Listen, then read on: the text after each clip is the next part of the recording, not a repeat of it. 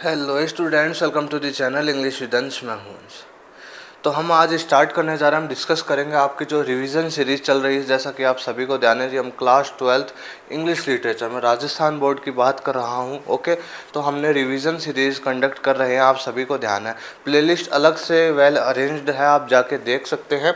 और ये one shot series है, इसमें मैं आपके सेक्शन वाइज आपको डिटेल में आपका जो पूरा जो सिलेबस है उसको रिवाइज करवा रहा हूँ। ओके, तो हमने आपकी शॉर्ट स्टोरी वाला जो सेक्शन है उसको अच्छे से कर लिया, विद इंपॉर्टेंट क्वेश्चन आंसर्स की लिस्ट बता दी थी आपको कि इन क्वेश्चंस को महत्वपूर्ण दृष्टि से देख के जाना।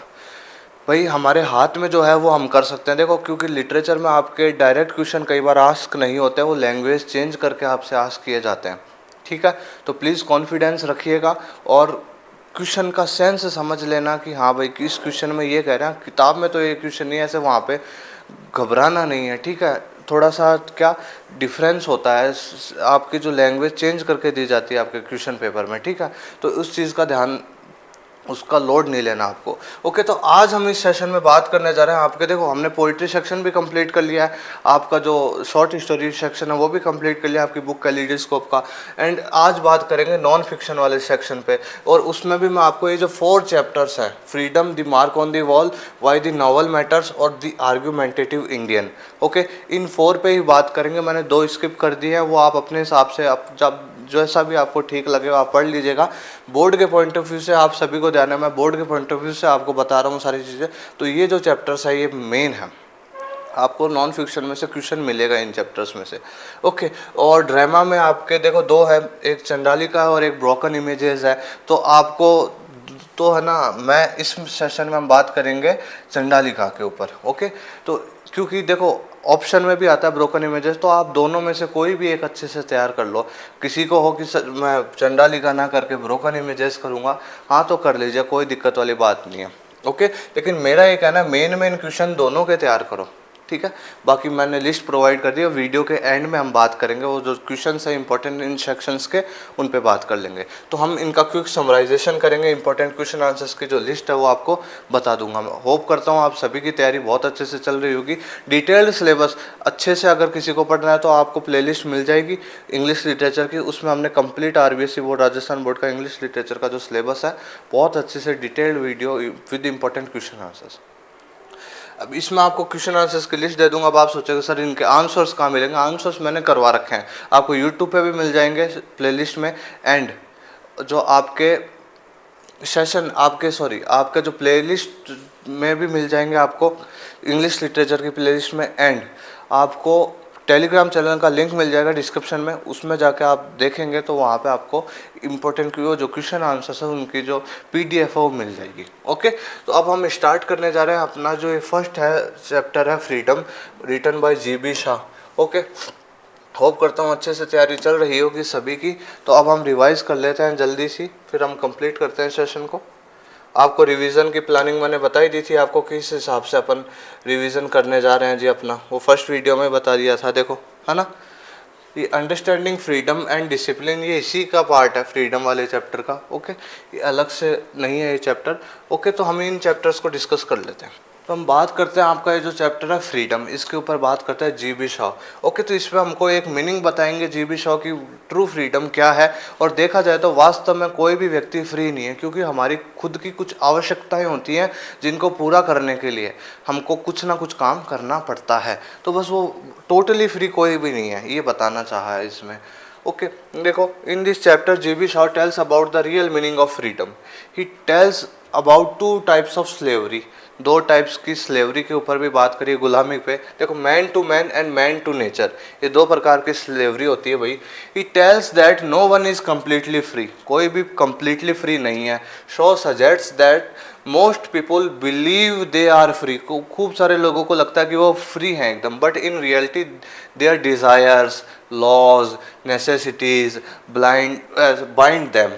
ठीक है, बाइंड दैम, क्योंकि लेकिन टोटली फ्री नहीं, क्योंकि उनकी आवश्यकताएं हैं, उनकी इच्छाएं हैं, और वास्तविक तौर पे देखें तो ये चीज़ें हैं ना उसको काम करने के लिए मजबूर करती है। ओके, तो अपनी आवश्यकताओं के लिए भाई वो काम तो करेगा ना, इसलिए उसकी कुछ नेसेसिटीज़ है, मतलब उसको खाना भी खाना है तो उसको कुछ तो वर्क करना पड़े, उसको नहाना है, उसको कोई भी काम करना है तो कुछ करना तो पड़ रहा है, ये उसकी नेसेसिटीज़ है। ओके, लेकिन वो वर्क तो कर रहा है ना, तो इसलिए वो फ्री नहीं है, ये बताना चाहा है। देखो, for work, okay, people have to work to earn money for survival.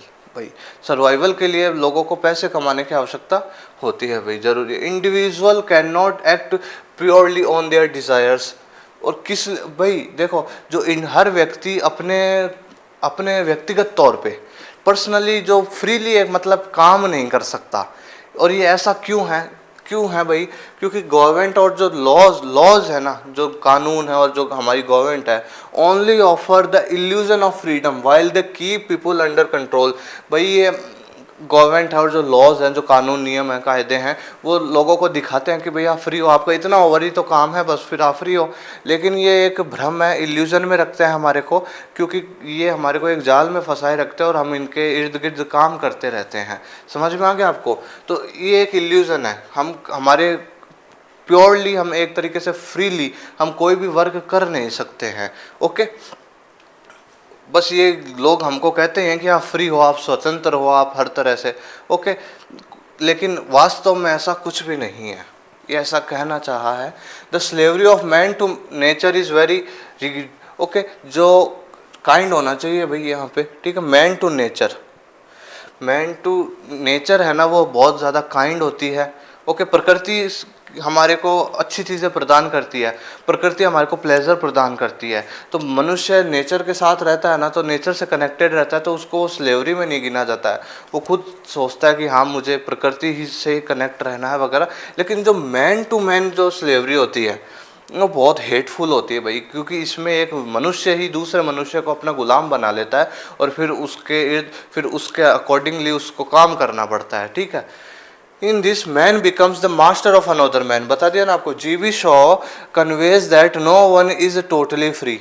कोई भी फ्री नहीं है भाई, एवरीवन है to work for their necessities and survival. सभी को अपने सर्वाइवल के लिए, नेसेसिटीज़ के लिए वर्क करना पड़ता है। तो इसमें मेन मोटी मोटी बात यही है भाई, इन्होंने यही बताया है कि नेचुरल स्लेवरी है ना, और नेचुरल स्लेवरी में क्या आ जाता है कि हम, क्योंकि देखो हम कनेक्टेड रहते हैं नेचर से, तो हम नेचर हमारे को प्लीजेंट स्लीप देती है, अच्छा वातावरण एनवायरनमेंट देती है। नेचर से हमें बहुत कुछ मिलता है, तो हमें सुकून ही मिलता है। लेकिन मैन टू मैन स्लेवरी होती है ना, इसमें ये हेटफुल होती है। ये एक मनुष्य को दूसरे मनुष्य का गुलाम बनाती है और फिर मनुष्य को उसके अकॉर्डिंगली काम करना पड़ता है। तो ये चीज़ अच्छी नहीं है। बाकी ये बताना चाहे कि भाई कि टोटली फ्री कोई भी नहीं है इस संसार में, सबको कुछ ना कुछ काम करना ही पड़ता है। और कोई काम नहीं भी करे ना, तो उनके खुद की कुछ नेसेसिटी, अब भाई हमको सुबह उठना होता है, नहाना होता है, और कुछ कपड़े धोने होते हैं। ओके, और जो कोई वर्क होता है वो करना पड़ता है, चाहे खाना खाना होता है, सोना होता है। ठीक है, ये सब चीज़ें भी क्या, ये हमारी आवश्यकता ही है ना, तो हम इनमें भी बंधे हुए ही हैं, तो फ्री तो नहीं है ना। समझ गए? तो मनुष्य की कुछ डिज़ायर्स, अब हमारे अंदर डिज़ायर्स हैं, कुछ अच्छी डिज़ायर्स चाहते हैं कि हम ये चाहें, हम वो चाहें, तो उस चाहने को पूरा करने के लिए हमारे को वर्क तो करना पड़ेगा। तो वो वाली बातें हैं। समझ में आ गया आपको? और एक गवर्नमेंट पे थोड़ा सा सटायर करा है कि भाई गवर्नमेंट और जो लॉज होते हैं ये दिखाते ही हैं कि आप स्वतंत्र हो, आप फ्री हो, आप ज़रा से भी आपको हमने बांध नहीं रखा, लेकिन हमको इनके इर्द गिर्द ही काम करना पड़ता है। इनकी वजह से हम टोटली फ्री भी नहीं हैं। हम अपने इच्छा अनुसार प्योरली, ओके, हम काम नहीं कर सकते। ये चीज़ें जो आपका नॉन फिक्शन है, ये ऐसे है। ओके, इसमें बताया गया है।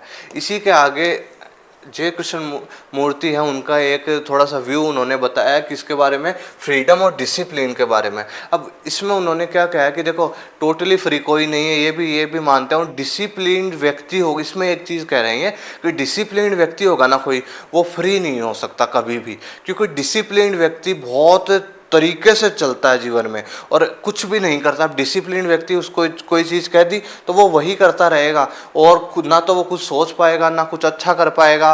तो डिसिप्लिन व्यक्ति इतना मतलब उभर नहीं सकता। ये कहने का मतलब है इनका कि वो टोटली फ्री नहीं है, वो एक फ्रेम में है। और वो फ्रेम में क्या है, वो फ्रेम क्या है, वो फ्रेम है उसके आसपास के लोग, उसकी फैमिली, उसके टीचर्स। तो वह बच्चा या कोई भी व्यक्ति कुछ चाहता है करना, कोई भी व्यक्ति कुछ करना चाहता है लेकिन उसके घर वाले या फिर टीचर्स या फिर और कोई लोग उसको मना करते हैं, तो क्या होगा, तो वो मना करते हैं तो फिर उसके अंदर ही अंदर इनवर्ड स्ट्रगल उत्पन्न हो जाएगा, वो अंदर ही अंदर द्वंद्व चलता रहेगा। वो डिसिप्लिन्ड तो है, ओके, लेकिन वो फ्री नहीं है। ये चीज़ समझ में आ गई आपको, ये बताना चाहा है। देखो, J Krishnamurti conveys the difference between freedom and discipline. He says that mostly people live in a frame. In this frame, their parents and teachers refused so many desires and expectations. अब बच्चा चाहता है कि मैं ये करना चाहूँ, मैं वो करना चाहूँ, लेकिन उसके टीचर्स या फिर उसके घर वाले उसको वो चीज़ नहीं करना देना चाहते। अब बच्चे के अंदर क्या हो जाता है, स्टार्ट इनवर्ड स्ट्रगल स्टार्ट हो जाता है, तो ये किसी को नहीं पता होता है। ओके, तो ये बताना चाहा है कि वो एक डिसिप्लिन्ड तो हो जाएगा वो बच्चा, लेकिन वो फ्री नहीं हो पाएगा, व्यक्ति चाहे बच्चा। ओके, सबकी डिजायर्स होती हैं कुछ ना कुछ। Okay, and then we find ourselves unable to come out of this frame. और हम पाते हैं एक दूसरे को इन फ्रेम्स में ही बंधे हुए, क्योंकि लोग आजकल मतलब इन्हीं फ्रेम में बंधे हुए हैं मोस्टली पीपल। ओके, फ्रेम बता दिया ना मैंने आपको। देखो, then conflicts are going on in our minds. और तो हमारे माइंड में एकदम कॉन्फ्लिक्ट्स चलते रहते हैं, द्वंद्व चलते रहते हैं, फिर आगे जाके निराशा हो जाती है, डिप्रेशन वगैरह, समझते हो। देखो, he will not free and lost his freedom.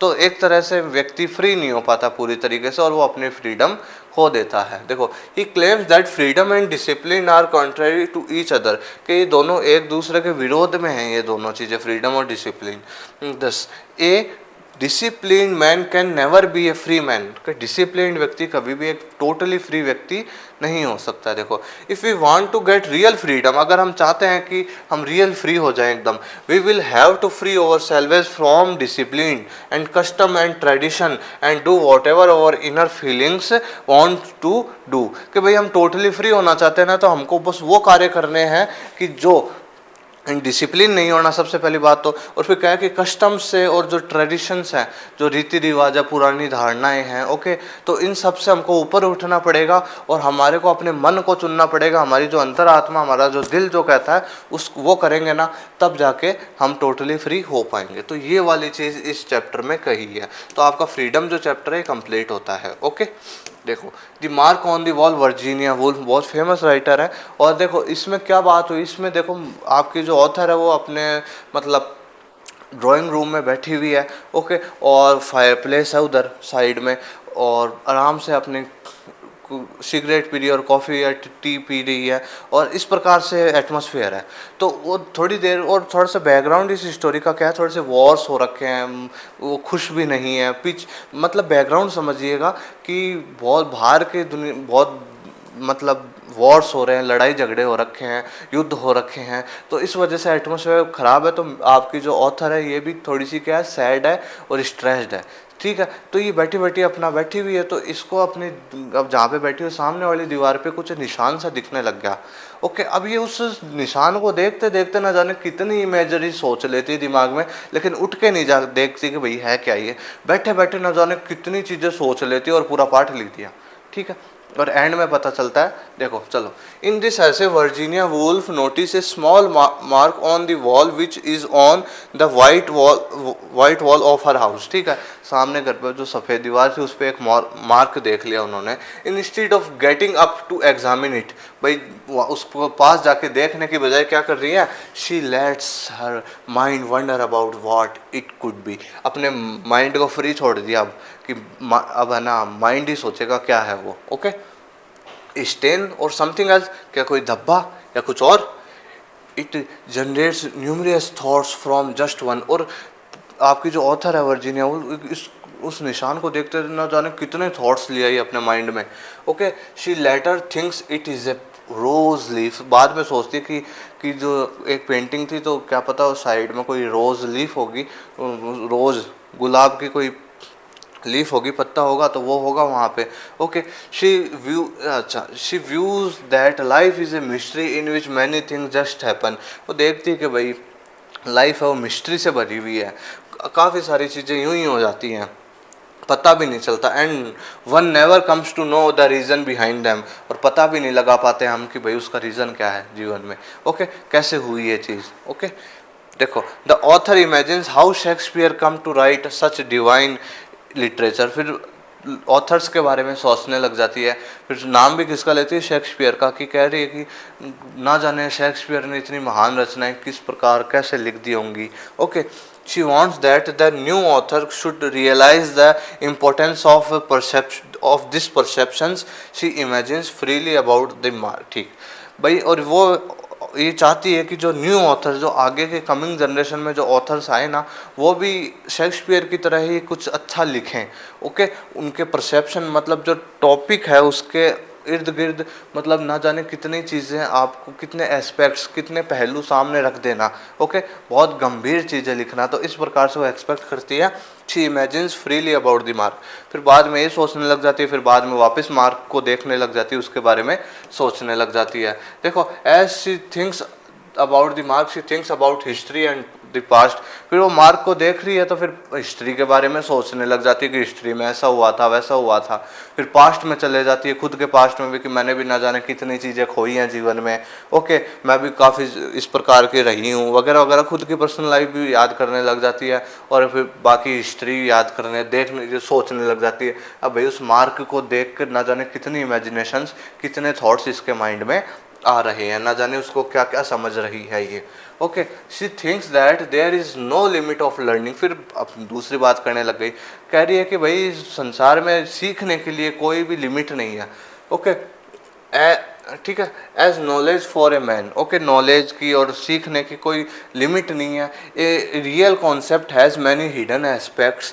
और एक रियल कॉन्सेप्ट होता है ना भाई, कोई भी टॉपिक होता है उसमें कई गंभीर एस्पेक्ट्स होते हैं, कई पहलू होते हैं। देखो, मार्क की बात होनी चाहिए ना, ना जाने कितनी कितनी बातें करने लगे, नॉलेज की बातें, राइटर्स की बातें, और फिर कभी रोज लिव समझ रही है, कभी कोई स्टेन समझ रही है, कभी हिस्ट्री में जा रही है, कभी पास्ट सोच रही है वगैरह वगैरह सब। ठीक है, फिर थोड़ी देर बाद क्या होता है, at last she comes to know that the mark on the wall was a snail. थोड़ी देर बाद वो जब है ना, उनके कोई, हम अज्यूम कर लेते हैं कि उनके हस्बैंड होंगे। ओके, तो वो आते हैं, वो कोई न्यूज़पेपर मांग रहे होंगे इनसे। तो क्या कि न्यूज़पेपर कहाँ है, और न्यूज़पेपर कहाँ है, तो वो क्या उसको ध्यान नहीं रहो कि यार कि न्यूज़पेपर भी नहीं मिलता इस घर में ढंग से। तो ये देखो, ये दीवारों पे भी स्नेल घूम रहे हैं, स्नेल, ये दीवारों पे भी देखो स्नेल घूम रहे हैं, स्नेल घूम रहे हैं। तो वो मार्क वास्तव में क्या था, वो मार्क था एक स्नेल, एक प्रकार का इंसेक्ट होता है ना। ओके, तो नो दैट, देखो, know that the mark on the wall was a snail. भाई इतनी देर से न जाने क्या सोच ली, क्या क्या सोच लिया उन्होंने। ओके, तो देखो, which puts a stop to her thoughts. अब थॉट्स पे एकदम फुल स्टॉप लग गया, अब पता चल गया कि वो स्नेल है एक। ठीक है, तो इस प्रकार से ये आपका जो चैप्टर है the mark on the wall. Okay, तो इस प्रकार से हो गया। भाई मैं एक चीज़ बताऊँ आपको, देखो डायरेक्ट क्वेश्चन है तो ठीक है, बाकी हम जो कुछ क्वेश्चंस की लिस्ट में आपको दूंगा वो भी ठीक है।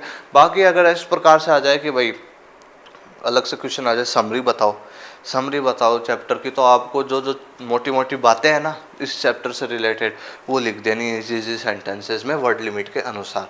ओके, तो आपको हर तरह से मैं प्रिपेयर कर रहा हूँ भाई, आपको दिक्कत ना हो, फिर आप वहाँ पे परेशान ना हो बस। वाई दी नॉवल मैटर्स। अब इसमें D.H. लॉरेंस क्या कहना चाह रहे हैं कि नॉवेल्स का कितना महत्व है, नॉवल इतने मैटर क्यों करते हैं, समझ रहे हो, इतना महत्वपूर्ण स्थान क्यों है नॉवेल्स का, पोइट्री का क्यों नहीं है, और शॉर्ट स्टोरीज का क्यों नहीं है, और लिटरेरी फॉर्म्स का क्यों नहीं है, साइंस का क्यों नहीं है, फिलॉसफी का क्यों नहीं है, और जो अदर नॉलेज के सब्जेक्ट हैं उनका क्यों नहीं। नॉवेल्स इतने महत्वपूर्ण क्यों हैं, नॉवेल्स इसलिए महत्वपूर्ण है क्योंकि ये लाइफ को एज इट इज़ रख देते हैं किताब में। नॉवेल्स ह्यूमन लाइफ को एकदम एकदम एकदम रिफ्लेक्शन है, समझ रहे हो, जैसे ह्यूमन लाइफ वास्तव में है ना वो नॉवेल्स में दिख सकती है हमारे को, ये बताना चाहा है। देखो, इन दिस ऐसे is all about the supremacy of the novel. ठीक है, नॉवल की सर्वोच्चता के ऊपर है ये ऐसे। D.H. Lawrence feels that A novel is the best form of literature. भाई सबसे अच्छी फॉर्म है लिटरेचर की novels. Okay, it covers the full experience of life, ये पूरे जीवन के एक्सपीरियंस को कवर कर लेते हैं। They portray human beings as living, और ये ह्यूमन बींग्स को है ना एकदम वास्तव में प्रकट कर देते हैं, चित्रित कर देते हैं। ओके, जैसे ह्यूमन बींग्स की दिनचर्या, उनके एक्सपीरियंसेस है, उनके इमोशंस है, उनकी फीलिंग्स है, वो इन फ्यूचर में किस प्रकार से चीज़ें होनी, वो सारी चीज़ें नॉवेल्स में हो जाती हैं। देखो, the novel is the only literary form that fully represents life. Life को रिप्रेजेंट करती है। एक नॉवल इस प्रकार की बुक होती है, उपन्यास, ओके। तो इस प्रकार की चीज़ होती है जो ह्यूमन लाइफ को ऐसे की ऐसे हूबहू रिप्रेजेंट कर देती है। It is supreme over philosophy, science and religion. भाई ये फिलॉसफी से भी सुप्रीम होती है, साइंस साइंटिफिक चीज़ों से भी सुप्रीम होती है, सर्वोच्च होती है। और रिलीजन जो ये स्पिरिचुअलिटी होती है ना, रिलीजन, ओके, धार्मिक चीज़ों से भी ऊपर होते हैं क्या, नॉवल। तो ये चीज़ बताना चाहा है। देखो, it says that a person is alive as long as they feel.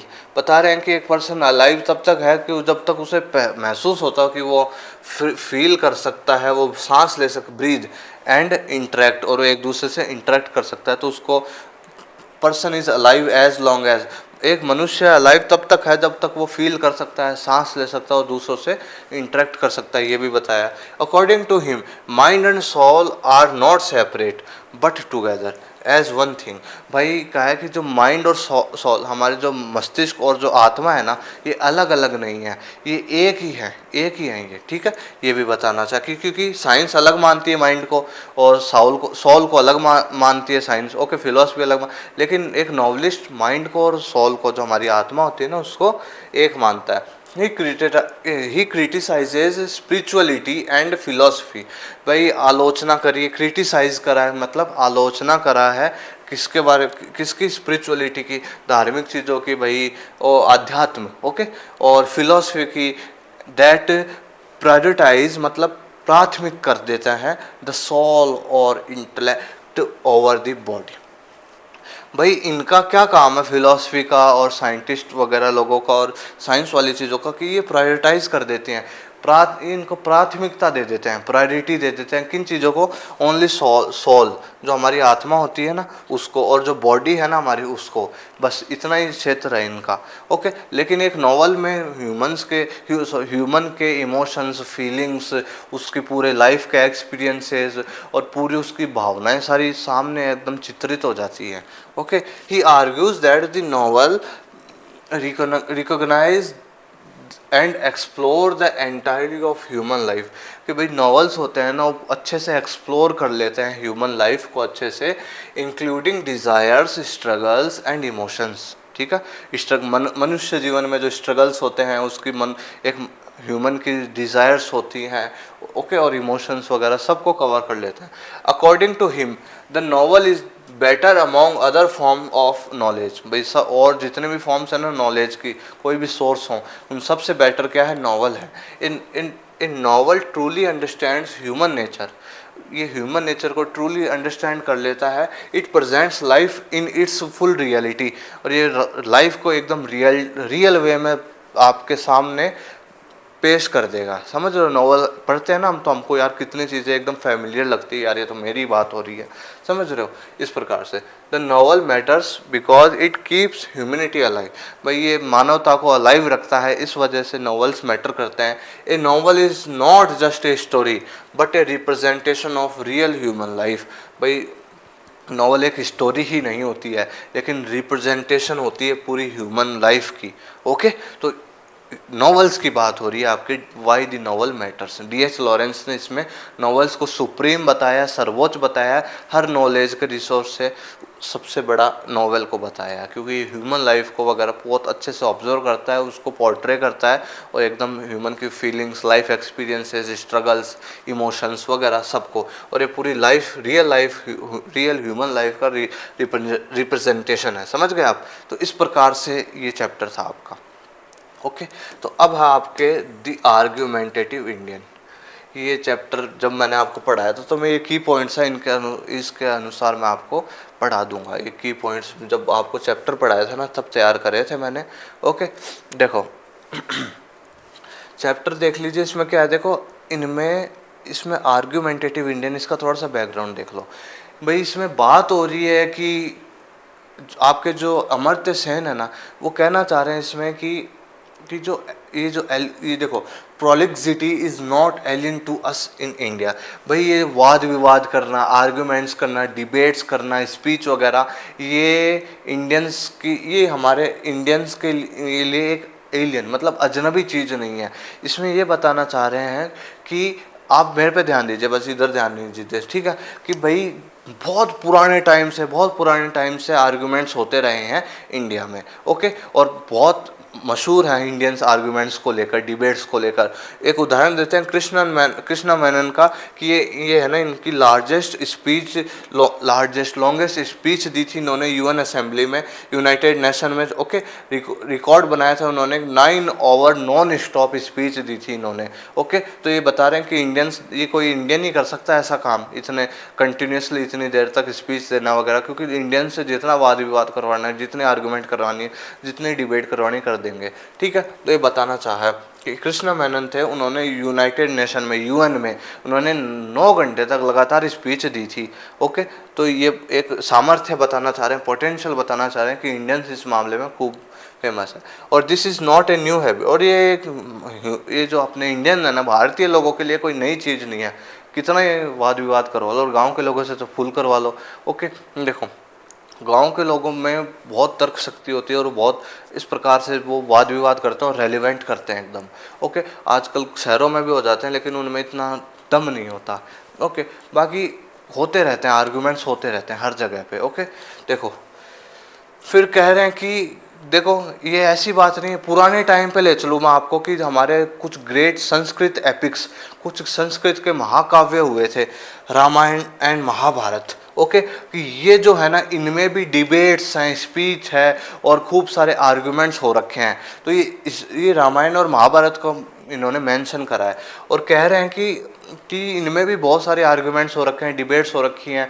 Okay, तो ये पुराने टाइम से चलता आ रहा है, और हमेशा इनको कंपेयर किससे करा जाता है, रामायण और महाभारत को frequently compared with Iliad and Odyssey. जो होमर है ना, होमर इंग्लिश के राइटर हैं। ओके, इनकी 2 राइटिंग्स हैं फेमस, इलियाड एंड ओडिसी। इनसे अपनी जो रामायण और महाभारत है ना, इनको कंपेयर करा जाता है। होमर ने क्या कहा कि इन्होंने इतनी लेंथ दी थी इलियाड और ओडिसी की, कि इतनी मोटी किताब लिख दूँ, इतनी मोटी किताब लिख दूँ। ओके, लेकिन बताए आपके जो अमर्त्य सेन ये कहना चाह रहे हैं कि ये रामायण और महाभारत, कि महाभारत को है ना, कि महाभारत को अकेली को रख दो, अकेली महाभारत को रख दो, और इन दोनों को रख दोगे ना, तो भी महाभारत 7 गुना बड़ी है इनसे। इन दोनों को रख दो और अकेली महाभारत को रख दो, तो महाभारत उसके बावजूद, इन दोनों को रखने के बावजूद भी 7 गुना बड़ी है इनसे। ठीक है, इतनी लेंथ है। ओके, समझ में आ गया आपको? तो इस प्रकार से है, तो ये चीज़ें बता रहे हैं। फिर बात करते हैं कि देखो डायलॉग एंड सिग्निफिकेंस, डायलॉग्स हुए अपने भारतीय लोगों में कितने सारे, उनका क्या सिग्निफिकेंस है, महत्व क्या है। देखो आर्गुमेंट्स आर वेरी इंपॉर्टेंट, इसमें बताया गया कि आर्गुमेंट्स होते रहे हैं भाई अपने भारत में। और देखो, और इन्होंने उदाहरण दिया गीता का, गीता में भी आर्गुमेंट हुआ है। देखो कृष्णा अर्जुना डिबेट, कृष्णा अर्जुना की डिबेट हुई थी, जिसमें कृष्ण जी थे अपने, उन्होंने अर्जुन को बहुत समझाया था। डिबेट ही तो दे रहे थे वो एक तरीके की, भैया तुम अपना कर्म करो, फल की चिंता मत करो। अर्जुन जो था वो बहुत ज़्यादा निराश हो गया था, डर गया था, और चीज़ों से सोच रहा था कि क्या होगा इनका परिणाम, कि मैं इस तरीके की हत्याएं कर दूंगा तो क्या परिणाम होगा। देखो अर्जुन आज कंसर्न अबाउट द कॉन्सिक्वेंसेज। ठीक है, तो वो जो कॉन्सिक्वेंसेस यानी परिणाम, अर्जुन जो था वो जो भी स्टेप उठा रहा था ना, तो उसको डर लग रहा था, और वो उसके परिणामों के वजह से बहुत ज़्यादा कंसर्न था, चिंतित था। लेकिन कृष्ण जी थे ना अपने, Krishna emphasises on doing once duty, और कृष्ण जी ने उनको बस, और सभी को यही संदेश देते हैं, डूइंग वंस ड्यूटी, कर्म करो, अपना कर्म करो, सिर्फ अपना कर्म करो। तो ये देखो एक डिबेट का उन्होंने उदाहरण दिया है। ओके, तो कृष्णाज मोर, तो इस प्रकार से देखो ये चीज़ डिबेट हमारे गीता में भी हमको देखने को मिल सकता है, कि देखो जब अर्जुन बहुत ज़्यादा स्ट्रेस्ड था और बहुत ज़्यादा कंसर्न था चीज़ों को लेकर, तब कृष्ण जी ने भी अपने उनको बहुत ज़्यादा पोटेंशियल सामर्थ्य दिया था, समझाया था कि डूइंग वंस ड्यूटी, अपना कर्म करो, फल की चिंता मत करो। तो वो डिबेट का उदाहरण दे रहे हैं कि उस टाइम पे भी देखो इस प्रकार से होता था। देखो Krishna's moral position has also been, देखो also been eloquently endorsed by many philosophical and literary commentators across the world. भाई बता रहे हैं कि कृष्ण जी के, सीधी सी भाषा में समझो, कृष्ण जी के अपने जो कृष्ण जी, उनकी जो उनके थॉट्स, उनकी थॉट प्रोसेस, उनके विचार वगैरह सब, ओके, और उनकी जो डूइंग्स, उनके जो कार्य हैं, ओके, डीड्स, तो उनसे खूब सारे लोग प्रभावित हुए हैं। और भारत की बात नहीं है, पूरे पूरे विश्व भर में कृष्ण जी से बहुत ज़्यादा लोग प्रभावित हुए हैं। और उनके कुछ नाम दिए इन्होंने, देखो क्रिस्टोफर ईस्टरवुड, ये वह व्यक्ति जिन्होंने भगवत गीता को इंग्लिश में ट्रांसलेट किया था, तो बहुत ज़्यादा प्रभावित हो गए थे कृष्ण जी से। T S Eliot English literature के बहुत बड़े पोइट हैं। ओके, तो इन्होंने भी अपनी एक पोएम थी फोर क्वार्टेट्स, उसमें कृष्ण जी के जो व्यूज़ है ना, ओके, उनको उनको लिखा है।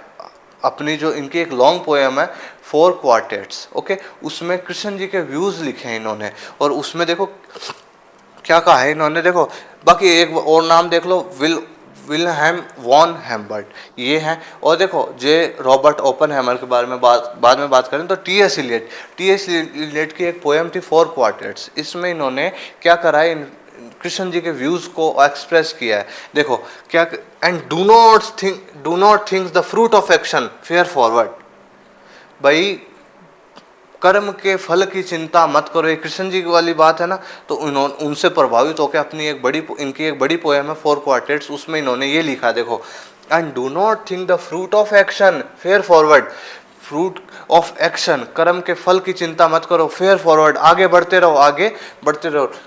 इलियट एक्सप्लेन्स, वो कहते हैं नॉट फेयरवेल, पीछे मत आओ, बट फेयर फॉरवर्ड वोएजर्स, आगे बढ़ते रहो यात्री। तो ये जो व्यू है ये आप सभी को ध्यान है, कृष्ण जी के थॉट्स हैं ये।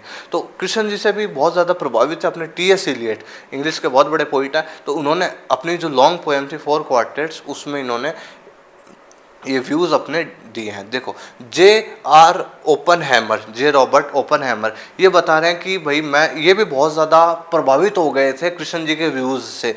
देखो बाद में ये कौन थे, देखो the leader of American team that developed the weapon of mass destruction during second world war. भाई सेकेंड वर्ल्ड वॉर के टाइम पे आप सभी को ध्यान है कि 1939 से 1945 तक हुआ था। तो अमेरिका ने हिरोशिमा और नागासाकी, जो जापान के जो इन पे बम गिरे थे, आप सभी को ध्यान है। तो जो अमेरिकन टीम थी ना, उनको उस जो बॉम्ब बना रहे थे ना, तो उस बॉम्ब बनाने वाली जो टीम के लीडर थे कौन, जे रॉबर्ट ओपनहेमर। ओके, तो ये बाद में जब इन्होंने इतना खतरनाक डिस्ट्रक्शन देखा ना, इतना विध्वंस देखा ना अपना, कि भाई ये क्या हो गया, एक बॉम्ब से कितनी बुरी हालत हो गई थी हिरोशिमा और नागासाकी की, ठीक है। तो इतने खतरनाक स्थिति हो गई थी, तो इन्होंने वो डिस्ट्रक्शन देख के बहुत बुरी तरीके से चकनाचूर हो गए थे। वो दिल एकदम उनका बिखर गया था, बहुत ज़्यादा प्रभावित हो गए थे, वो बहुत डिस्टर्ब हो गए थे अच्छे से। फिर moved to quote the end Krishna's words, और फिर अपने कृष्ण जी के वर्ड्स को याद करते हैं, और कृष्ण जी के थॉट्स को याद करते हैं, और फिर क्या कहते हैं, देखो, आई एम बिकम डेथ, मैं मृत्यु बन चुका हूँ, the destroyer of world. Okay, भाई मैं मृत्यु बन चुका हूँ, इस संसार का डिस्ट्रॉयर, इस संसार का विनाश करने वाला मैं बन गया हूँ। ओके, याद करो अर्जुन थे, जो उनको भी इसी प्रकार की चीज़ें लग रही थी कि आई एम डिस्ट्रॉयर, भाई मैं भी विनाश करने वाला बन गया हूँ इस संसार का। तो वही वाली चीज़ इधर देखो, तो इनको भी वो वाली चीज़ याद आई, कृष्णा अर्जुना डिबेट वाली। तो इन्होंने भी ये चीज़ एक्सप्रेस करी, आई एम बिकम डेथ, मैं मृत्यु बन चुका हूँ, मतलब मेरी वजह से बहुत सारी मृत्युएं हो गई हैं। द डिस्ट्रॉयर ऑफ वर्ल्ड, इस संसार को विनाश कर दिया है मैंने। समझ में आ रहा आपको? तो इस प्रकार से चीज़ें हैं। तो इन्होंने भी कृष्ण जी के व्यूज़ से बहुत ज़्यादा प्रभावित हुए और इन्होंने एक्सप्रेस किया। समझ में आ गया आपको? इस प्रकार से था। देखो जेंडर कास्ट और वॉइस, इसके बारे में बात कर लें कि भाई कौन सा जेंडर ज़्यादा आर्गुमेंट करता था, कौन से लोगों ने आवाज़ें उठाई। ओके, इस प्रकार का सेक्शन है ये। इसमें इन्होंने कहा है कि भाई मैन एंड वुमेन बोथ, महिलाओं और मनुष्य दोनों ने बहुत डिबेट करी है, खूब आर्गुमेंट्स करे हमेशा से, दोनों बराबर थे। और फिर देखो still women's role in political parties, देखो पॉलिटिकल स्फेयर में भी देखा जाए ना, तो वुमेन्स ने भी खूब भाग लिया था। देखो लेड पॉलिटिकल पार्टीज, जैसे उदाहरण दिया सरोजिनी नायडू, नेली सेनगुप्ता और मार्गरेट थीचर, ये इन नाम लिए हैं कि भाई इंडिया में ही नहीं, बाहर की तरफ भी देखें तो वुमेन्स ने भी खूब आर्गूमेंट्स करे हैं, खूब डिबेट्स में भाग लिया है। और पॉलिटिकल पार्टीज हैं वो भी इन्होंने बहुत ज़्यादा मतलब उसमें भी इंडल्ज रही हैं, सक्रिय रही हैं, तो वुमेन्स भी कम नहीं थी। और बोला उन्होंने कि इंडियाज़ फ्रीडम मूवमेंट, और इंडिया के जो फ्रीडम मूवमेंट था ना उस time, movement, okay, freedom movement था ना उस टाइम भी, जो भारतीय महिला थी ना उन्होंने बहुत आगे चढ़ के, और सब तो कर ही रहे थे, भारतीय महिलाओं ने भी अपना रोल निभाया उसमें। तो एक उदाहरण दिया उन्होंने, रानी लक्ष्मीबाई। समझ में आ गया आपको? तो जो पुराने टाइम से चलता आ रहा है ये सब बताना है चाह रहे हैं। देखो, even in ancient India most celebrated dialogue given by women, like, भाई एंशियंट इंडिया की बात करें तो कुछ वुमेन थी जैसे गार्गी, मैत्रेयी और द्रौपदी। इनके बीच देखो इन्होंने भी खूब ज़्यादा क्या डिबेट्स दी, डिबेट्स आर्ग्यू करें। देखो, गार्गी यज्ञवल्क्य क्या डिबेट, ओके, मैत्रेयी यज्ञवल्क्य का डिबेट, और देखो द्रौपदी युधिष्ठिर डिबेट, ये फेमस डिबेट्स हैं पुराने टाइम से। तो ये बताना ये चाह रहे हैं इनके माध्यम से कि महिलाएं हैं वो भी हमेशा डिबेट करती रही हैं। अब देखो, कास्ट एंड कम्युनिटी, अब बात कर रहे हैं जो क्लास मतलब, जो क्लास मतलब हाई क्लास, लो क्लास, ओके, उच्च वर्ग, निम्न वर्ग, और कास्ट, उच्च जाति, निम्न जाति, इनके ऊपर बात कर रहे हैं कि भाई कि कौन सी क्लास में ज़्यादा आर्गुमेंट होता था या कौन सी कास्ट में ज़्यादा आर्गुमेंट होता था, क्या दोनों ही बराबर थे? तो इस पे बात कर रहे हैं अमर्त्य सेन। देखो, argumentative tradition has cross the barriers of class and caste. भाई आर्गुमेंटेटिव ट्रेडिशन था ना, ये जो वाद विवाद करने वाला ट्रेडिशन, ये जो बैरियर्स थे ना, ये बंधन थे ना क्लास के और कास्ट के, इन सब से ऊपर था। क्योंकि निम्न जातियों ने भी बहुत ज़्यादा क्या करा, आर्गुमेंट्स करे, और हाई कास्ट ने भी आर्गुमेंट्स करे। क्लास, जो अच्छी क्लास मतलब उच्च क्लास के, हाई क्लास के लोग थे ना उन्होंने भी, और लो क्लास के लोगों ने भी खूब आर्गुमेंट्स करे हैं। देखो, the disadvantaged group have challenge the brahmanical superiority and orthodoxy. इनमें बताना ये चाहा कि जो लो क्लास के जो लोग थे ना उस टाइम, मतलब नीची जाति के, जो लोअर कास्ट के जो लोग थे, उन्होंने उस टाइम जो ब्राह्मण थे ना उनको भी चैलेंज कर दिया था अपनी आर्ग्यूमेंट्स से। सोचो, ब्राह्मण लोगों को भी क्या क्या कर दिया था, खूब ज़्यादा चैलेंज कर दिया था अपनी आर्ग्यूमेंट से, वाद विवाद वाली क्षमता से। ओके, समझ में आया आपको? तो ये इन सब चीज़ों से ऊपर था, क्लास, कास्ट, इन सब चीज़ों से ऊपर थे आर्ग्यूमेंट्स। ओके, देखो देखो, socially disadvantage group raise their voices. Socially disadvantage group, जो लोअर क्लास के जो लोग थे ना उन्होंने अपनी आवाज़ ऊंची उठाई हर इनजस्टिस के विरुद्ध में। ओके, जो भी कुछ भेदभाव, कोई भी दिक्कत वगैरह, सब चीज़ों के बारे में इन्होंने आवाज़ उठाई, आर्गुमेंट्स करे खुल के। देखो, और फिर सबसे बड़ी बात, अमर्त्य सेन कह रहे हैं कि ये तो चलो अभी की थोड़ी समय पहले की बात हो जाती है, बहुत समय पहले भी कुछ ऐसे फेमस राइटर्स हुए हैं, राइटर्स के बारे में कुछ ऐसे लोग हुए हैं जिन्होंने अपनी राइटिंग्स के थ्रू, अपने व्यूज़ के थ्रू, या फिर आपस में बोल चाल करते हैं ना तो उसके थ्रू इन्होंने बहुत आर्गुमेंट्स करे हैं, और क्लास, कम्युनिटी वगैरह इन सब का विरोध करा, जाति का, वर्ग का, सब भेद, इन भेदों का क्या करा है, विरोध कर। देखो, कह रहे many poets and people rejected social barriers, कि बहुत सारे पोइट्स ऐसे हुए हैं जिन्होंने सोशल बैरियर्स को रिजेक्ट करा है, उनका विरोध किया है। Class and caste and boldly argued, और क्लास और कास्ट के लिए बहुत ज़्यादा बोल्डली आर्ग्यू करा है लोगों से। और सबसे पहला नाम लिया उन्होंने कबीर दास जी, अपने हिंदी के फेमस राइटर। उनको फक्कड़ कहा जाता है, वो डायरेक्ट सीधा बोलते थे, इतना सा भी उनमें झिझक नहीं थी, और वो प्रहार करते थे अपने दोहों के माध्यम से। तो उन्होंने एक उदाहरण दिया, देखो, कबीर, दादू, रविदास और मीराबाई, इन्होंने उदाहरण दिए कि भाई 15वीं सेंचुरी में कुछ ऐसे फेमस पोइट्स हो गए थे जिन्होंने उस टाइम ही इन सब चीज़ों को विरोध कर दिया था। कबीर का दोहा है ना, कबीर जी का दोहा कि जाति न पूछो साधु की, पूछ लीजिए ज्ञान, मोल करो तलवार का पड़ा रहे हिंदुमान। ये इस प्रकार का एक दोहा है कबीर जी का। तो इन्होंने उस टाइम भी बहुत प्रहार करे थे। कबीर जी के और दोहे पढ़ोगे आप तो आपको देखने को मिलेगा, इन्होंने बहुत सारे आर्ग्यू करे हैं, तर्क वितर्क किए हैं, लोगों से विरोध करा काफ़ी चीज़ों का। बाकी दादू, रविदास और मीराबाई भी जानते हो आप सभी। ओके, तो ये बताना चाहा है। ओके, फिर देखो, फिर at the end of this ऐसे बाद में आपके जो अमर्त्य सेन है वो क्या कह रहे हैं, democracy as public reasoning. Democracy है लोकतंत्र की बात करें, देखो the argumentative tradition is an important part of public in democracy. भाई कह रहे हैं कि कई लोगों को ये लगता है कि जो भारत में जो डेमोक्रेसी है ये ऐसे ही उधार ले ली गई है, या फिर इसको ऐसे का ऐसा अपना लिया गया है यूं ही गिफ्ट के रूप में, लेकिन ऐसा नहीं है। डेमोक्रेसी उत्पन्न हुई है पब्लिक डिस्कशन से। बहुत सारे पब्लिक डिस्कशंस हुए, आर्गुमेंट्स हुए, खूब सारे वाद विवाद हुए, खूब सारी चीज़ें सामने आई, तब जाके डेमोक्रेसी बनी है। It is very important to avoid the twin pitfalls of, अब बता रहे हैं कि दो इन विचारों को हमेशा अवॉइड करना चाहिए। दो विचारों के बारे में बात करें, देखो फर्स्ट है taking democracy to be just a gift of the western world, कि भाई हमने वेस्टर्न वर्ल्ड से डेमोक्रेसी को गिफ्ट ले लिया है, गलत है ये विचार। इंडिया हैज़ ए, और फिर दूसरी बात करें, India has a unique history so it becomes a democratic country, कि भाई इंडिया की भाई एक यूनिक हिस्ट्री थी तो इस वजह से डेमोक्रेसी आ गई। तो ये जो विचार हैं गलत है। डेमोक्रेसी पब्लिक डिस्कशन से और जो आर्ग्यूमेंट्स वगैरह हुए उन चीज़ों से आई है। ओके, समझ में आ गया आपको? देखो the point is that democracy is ascended with public discussion. Okay भाई, सीधी सी बात है कि भाई डेमोक्रेसी है वो किससे रिलेटेड है, किससे उभर कर आई सामने, पब्लिक डिस्कशन से। ठीक है, सीधी सी बात ध्यान रखो। So as long as this tradition continues democracy becomes easier to institute and preserve. सीधी सी बात है तो कि जैसे जैसे ट्रेडिशन बढ़ता जाएगा डेमोक्रेसी के में भी अलग अलग परिवर्तन वगैरह होते जाएंगे।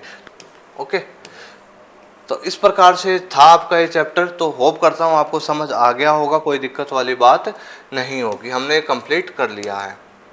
ओके, अब हम बात कर लेते हैं आपके ड्रामा सेक्शन पे। आपके ड्रामा सेक्शन में मैं आपको चंडाली का जो आपका चैप्टर है इसको अच्छे से करवाऊंगा। ठीक है, इस चैप्टर को मैं अच्छे से करवा दूंगा। ब्रोकन इमेजेस आप रीड कर लेना, पढ़ लेना, बाकी क्वेश्चन आंसर्स हम सभी के देख लेंगे। ठीक है, देखो रविंद्रनाथ टैगोर जी का ये आपका ड्रामा है। ओके, एक तरीके से प्ले।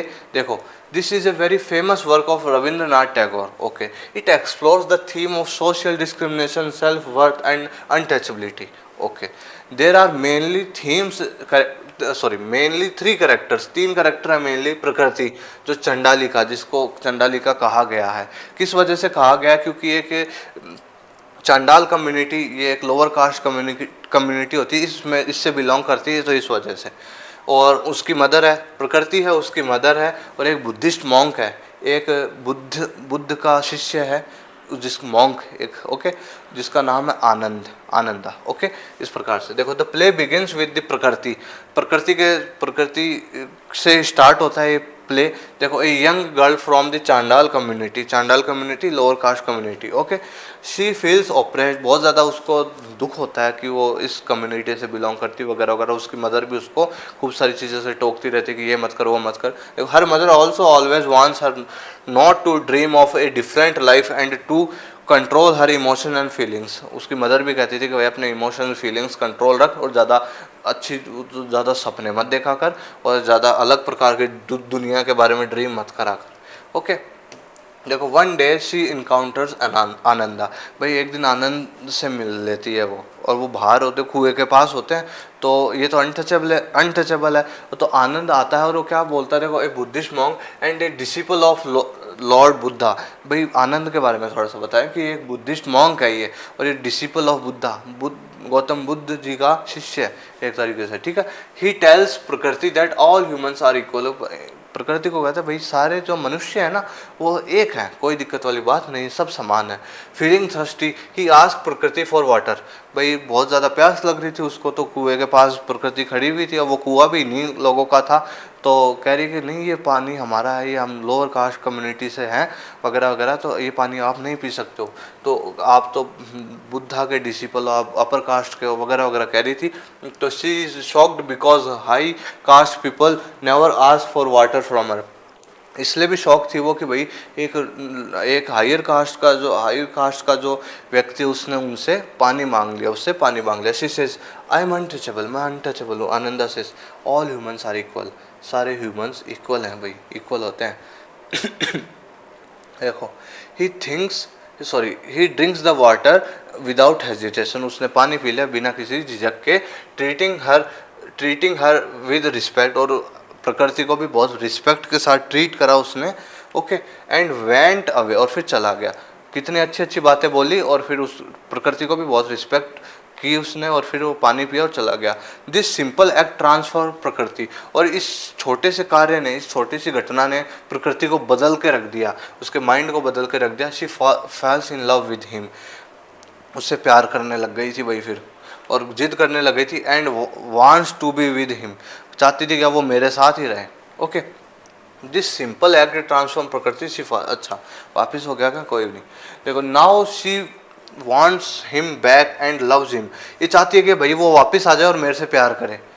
वो चाहे उसको कुछ ही नहीं हो, लेकिन ये चाहती है कि वो आए और मेरे से प्यार करे। देखो, she request her mother to bring Ananda to her, अब अपनी मदर से रिक्वेस्ट करती है कि भाई इसको बुला दो मेरे पास, क्योंकि इसकी मदर मैजिकल स्पेल्स जानती थी, कुछ काले जादू वगैरह या फिर कुछ जादुई मंत्र वगैरह जानती थी कि, तो जिससे इसको, इसकी मम्मी को, ये प्रकृति को पता था कि मैं अगर मम्मी को कहूँगी तो कुछ बोल बाल के उसको बुला लेगी, तो ये था।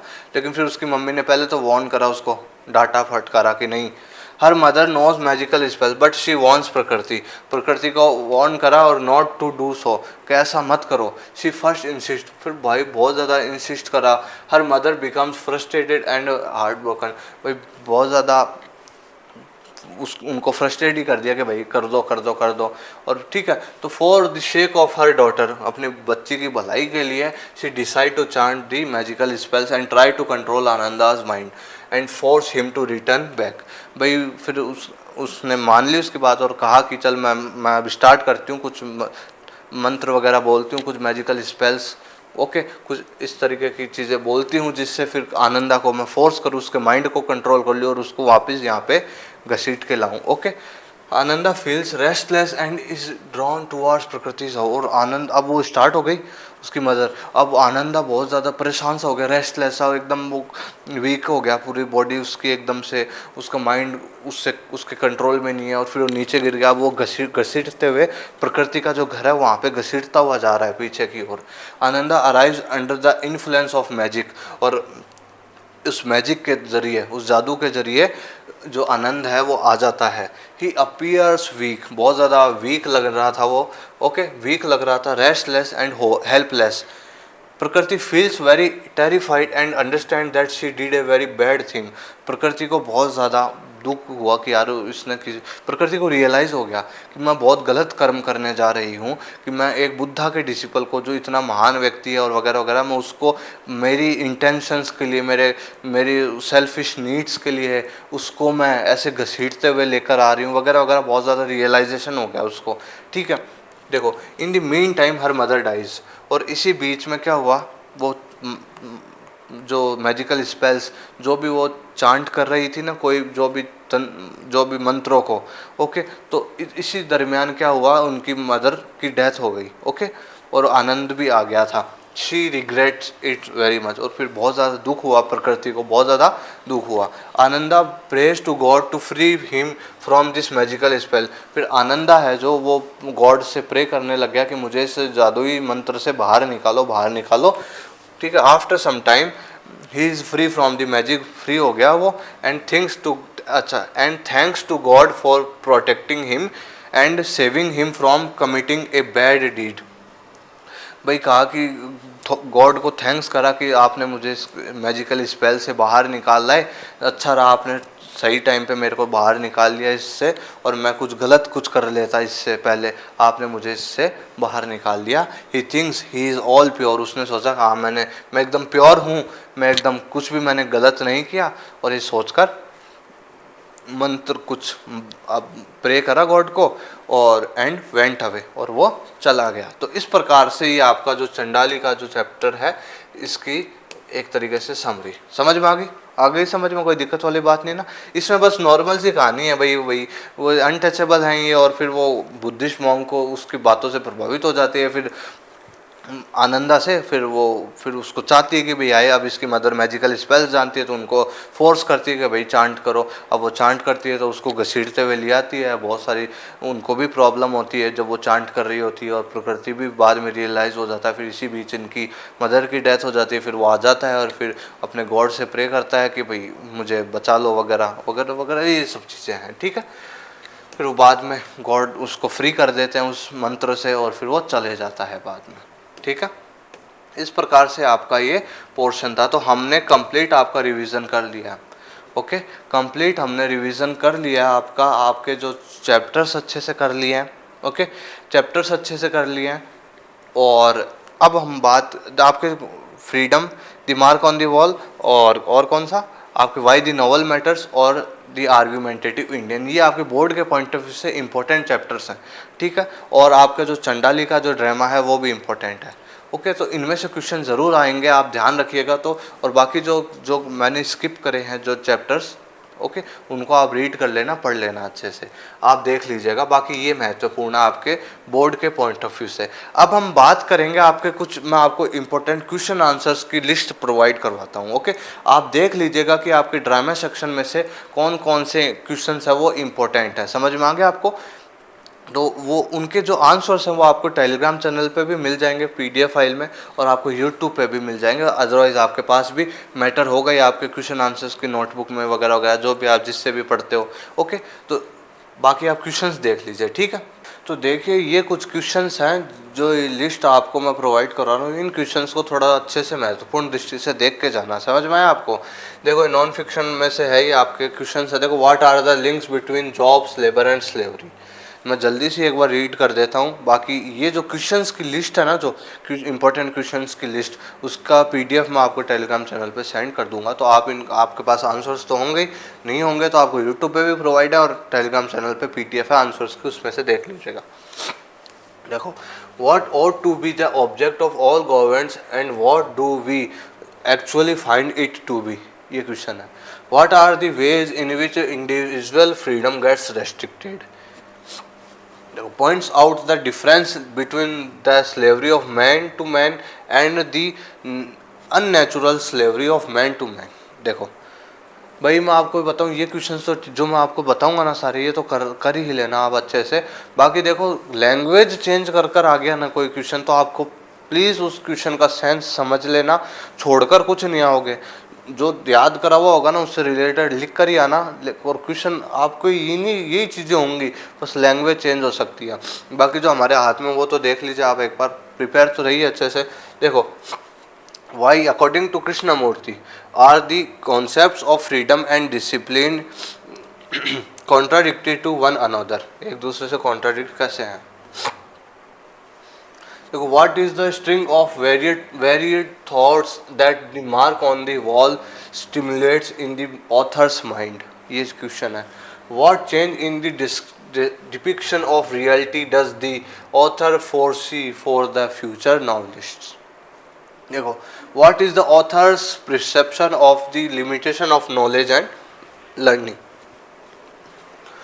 What connection does the author draw between film making and conjuring? Okay, जो चैप्टर नहीं पढ़ाए थे ना उनके भी देखो, उनका भी मैंने क्वेश्चंस इंक्लूड कर दिए, कोई दिक्कत वाली बात नहीं है। ओके, बाकी आपको मिल जाएंगे, अगर आपको वो चैप्टर्स पढ़ने हैं तो आपको प्लेलिस्ट मिल जाएगी, उसमें पढ़ा रखा है। देखो देखो, the which art form is film making closest to, what is the reason for this similarity. देखो, quite often a film made out of a book is not very successful, discuss.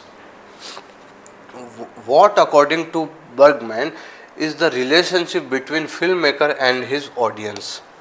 आगे देखिए, what are some of flaws of the world of film making today's, film making में क्या क्या कमियां हैं आज के टाइम पे। What are some of the risk that film making involves, कौन कौन से रिस्क हैं जिनसे जो फिल्म मेकिंग के समय होते हैं। What misgivings does Bergman have about the contemporary film industries. How does Lawrence reconcile in inconsistency of behaviour with integrity. देखो, how does the novel reflect the wholeness of a human being. Okay, देखो, why does the author consider the novel superior to philosophy, science or even poetry. State the difference between me alive and me. Describe the characteristics of a novel.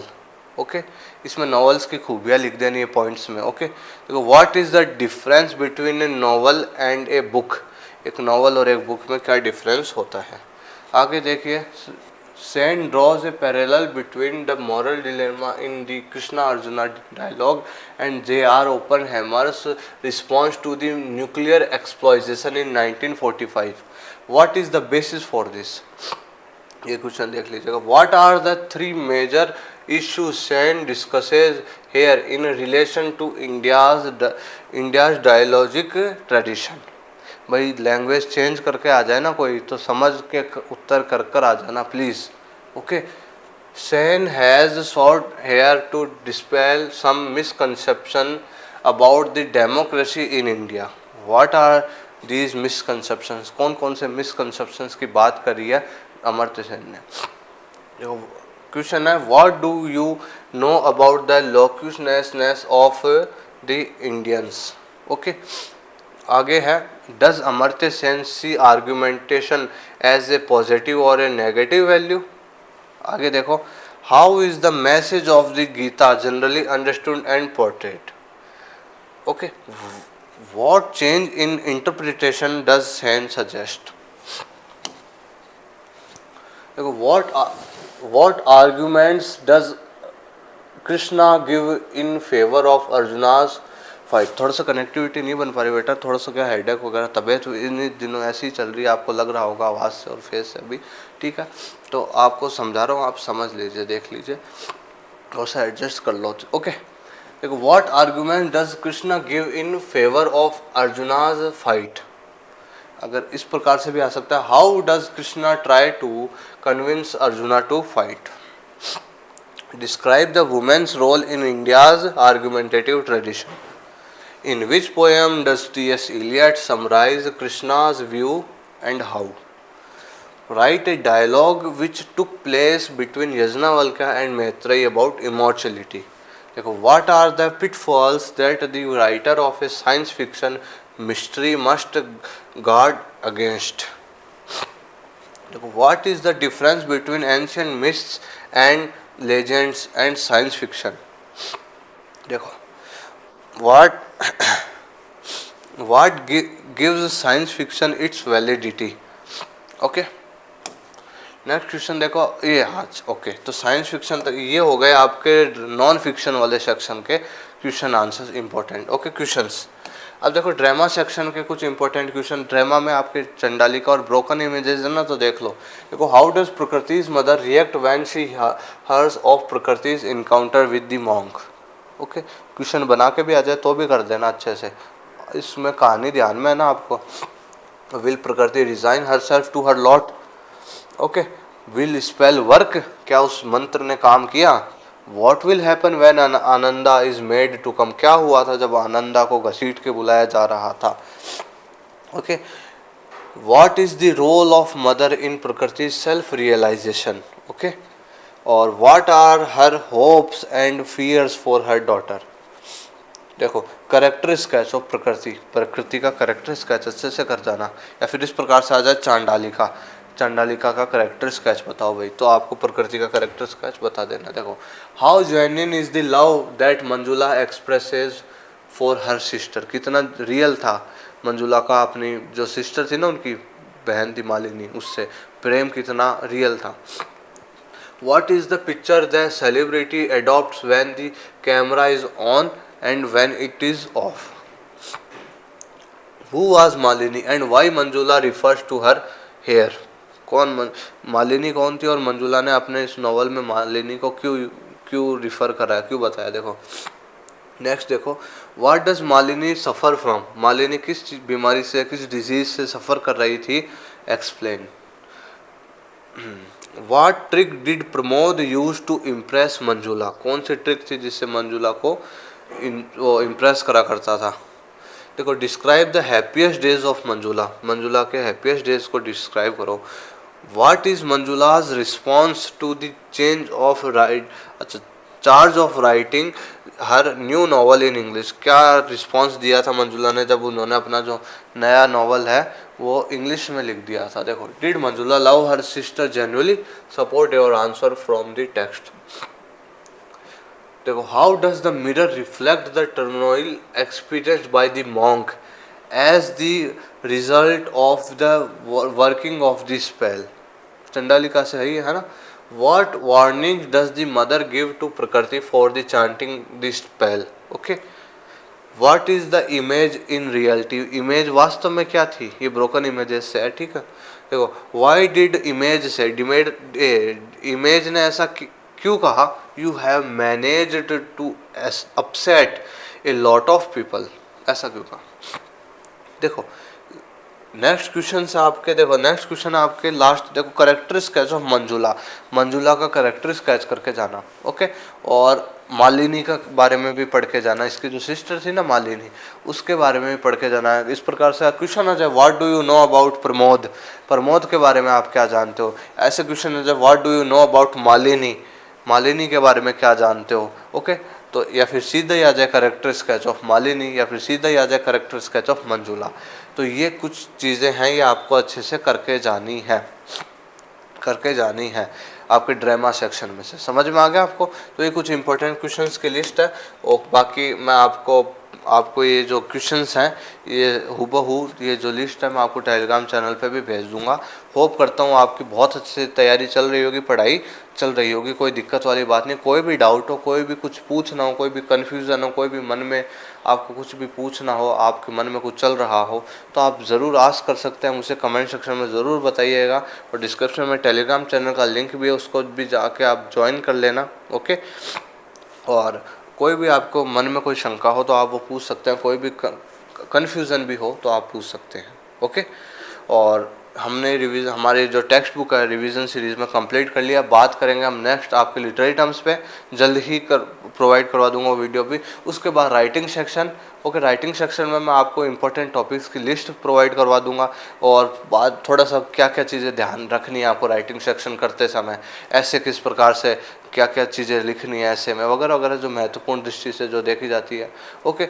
Articles वगैरह में और report वगैरह और जो आपकी speech है, okay, उन पे एक राइटिंग सेक्शन पे अलग से वन शॉट वीडियो आ ही जाएगा, ओके। उसके बाद में लास्ट हम बात कर लेंगे एक बार अनसीन पैसेज पे जल्दी सी, और एक बार अनसीन पोएम पे, और आपका जो नॉवल है ना ए टाइगर फॉर मालगुडी, इसके मैंने क्वेश्चन आंसर्स करवा रखे हैं भाई आपको। बहुत इजी स्टोरी है, सभी को याद होगी। क्वेश्चन आंसर्स की वीडियो भी है, दोनों short answer type, long answer type, even. और हमने एमसीक्यू क्वेश्चन भी आता है आपका, तो उसकी भी वीडियो बना रखी है। चैप्टर का ये जो नॉवल का समराइजेशन भी करवा रखा है आपको, तो आप देख सकते हैं, कोई दिक्कत वाली बात नहीं है ना। बाकी फिर भी हम एक बार लास्ट वाली वीडियो में जल्दी से कोशिश करूँगा कि समराइज़ करवा दूँ, ओके। तो होप करता हूँ आपकी पढ़ाई अच्छे से चल रही होगी। दिल लगा के, जी जान लगा के पढ़ाई करो, अच्छे से मन लगा के पढ़ाई करो। होप करता हूँ आपके पेपर्स जितने भी हुए अच्छे हुए होंगे, जो भी पेपर्स और हैं अभी बाकी, वो भी बहुत अच्छे से हुए, ओके। तो मैं मिलूँगा अब आपसे नेक्स्ट सेशन में, बने रहिए मेरे साथ। Thank you very much.